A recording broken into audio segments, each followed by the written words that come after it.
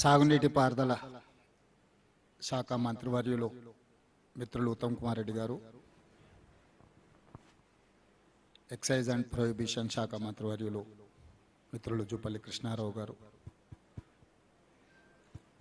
క్రీడలు మరియు ఇతర శాఖల మంత్రివర్యులు మిత్రులు వాకిటి శ్రీహరి గారు, శాసన మండలి సభ్యులు, శాసనసభ్యులు, వివిధ కార్పొరేషన్లకు సంబంధించిన చైర్మన్లు ఈ పత్రికా సమావేశంలో పాల్గొని పాలమూరు జిల్లా సాగునీరు తాగునీరు ప్రాజెక్టులకు సంబంధించి నిన్న ఇవాళ క్షేత్రస్థాయి పర్యటనలు చేసి జరుగుతున్న పనులను పరిశీలించి భవిష్యత్ కార్యాచరణ నిర్ణయించుకోవడానికి ఈ కార్యక్రమాన్ని మనం తీసుకోవడం జరిగింది.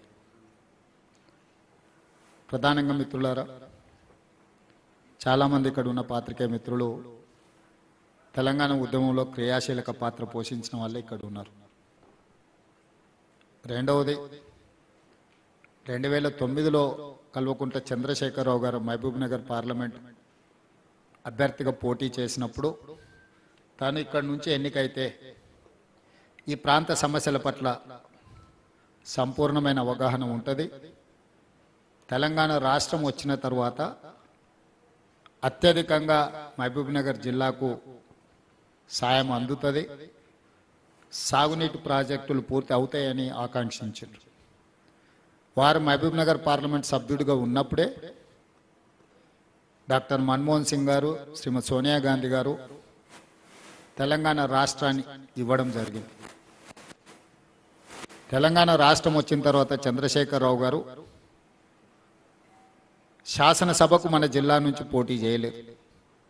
సరే, వారి జిల్లా మీద మమకారంతోటో లేదా ఇతర కారణాల చేత వారు గజ్వేల్ నుంచి ప్రాతినిధ్యం వహించిన కష్టకాలంలో సహాయం అందించి హక్కున చేర్చుకొని పాలమూరులో ఊరు లేకపోయినా పార్లమెంటుకు పంపించిన ప్రజలకు తన సహాయాన్ని, తన ఆలోచనను అందించి వలసల జిల్లాను అభివృద్ధి జిల్లాగా మారుస్తారని మనం ఆశించడంలో తప్పులేదు. తెలంగాణ రాష్ట్ర ఏర్పాటు అత్యధిక నిర్లక్ష్యానికి లోనైన మహబూబ్ నగర్ జిల్లాకే ఆనాడు సాయం అందాల్సిన అవసరం ఉండే. మిగతా జిల్లాల కంటే అన్ని విషయాలలో, విద్యలో కానీ, వైద్యంలో కానీ, సాగునీరు విషయంలో కానీ, తాగునీరు విషయంలో కానీ కృష్ణానది జలాలు పూర్తిగా మన జిల్లాలోనే ప్రవహించిన ఎన్నడూ మనం ఆ నీళ్లను ఒడిసిపట్టుకున్న సందర్భమే లేదు. కాబట్టి ఈ ప్రజలు అందించిన సహాయాన్ని గుర్తుపెట్టుకొని చంద్రశేఖరరావు గారు తెలంగాణ రాష్ట్రానికి ముఖ్యమంత్రిగా బాధ్యత చేపట్టిన తర్వాత ప్రత్యేక కార్యాచరణతోని ఈ జిల్లా సాగునీటి ప్రాజెక్టులను పూర్తి చేస్తారని మేము అందరం ఆశించినాం.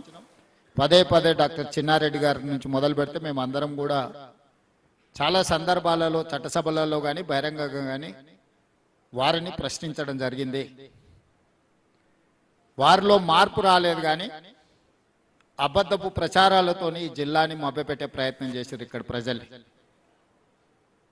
స్థూలంగా 2-3 విషయాలతో చంద్రశేఖరరావు గారు 10 సంవత్సరాల పరిపాలనలో సాగునీటి ప్రాజెక్టుల కోసము 1,81,000 కోట్ల రూపాయలు పనుల మీద ఖర్చు పెట్టినరు. అందులో 1,00,000 కోట్ల రూపాయలు కేవలం కాళేశ్వరం ప్రాజెక్టుకు గోదావరి నది మీదనే ఖర్చు పెట్టడం జరిగింది.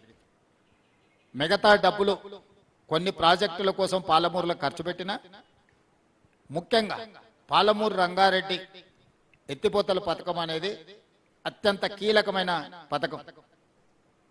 ఎందుకు అని అంటే కల్వకుర్తి కానీ, భీమా కానీ, నెట్టెంపాడు కానీ, కోయిల్ సాగర్ కానీ, లేదా ఇప్పుడు మనం ప్రారంభించుకున్న మక్తల్ నారాయణపేట, కొడంగల్ ఎత్తిపోతల పథకం అన్ని కలిపితే కూడా పాలమూరు రంగారెడ్డి ఎత్తిపోతల పథకంతో సమానం కాదు.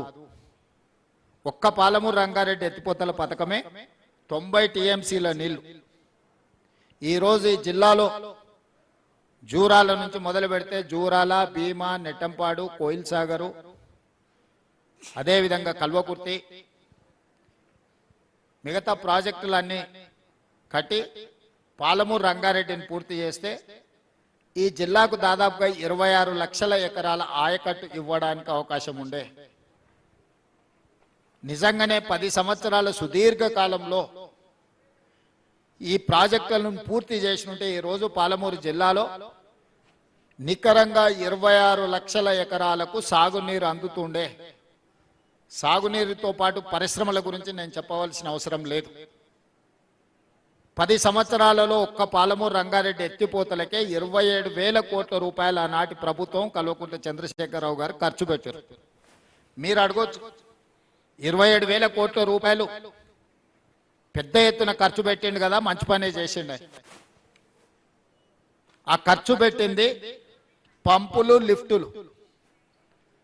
పంపులలో లిఫ్టులలో ఖర్చు పెడితే కేసీఆర్ ఇంట్లో కనక వర్షం కురుస్తుంది కాబట్టి 27,000 కోట్లలో అధిక భాగము పంపులకు లిఫ్టులకే ఇచ్చి పంపులు లిఫ్టుల 1,000 కోట్ల రూపాయల కమిషన్లు కొల్లగొట్టి ఒక్క ఎకరా కూడా నీళ్ళు ఇవ్వకుండా ఎక్కడిదక్కడ వదిలేసిపోయి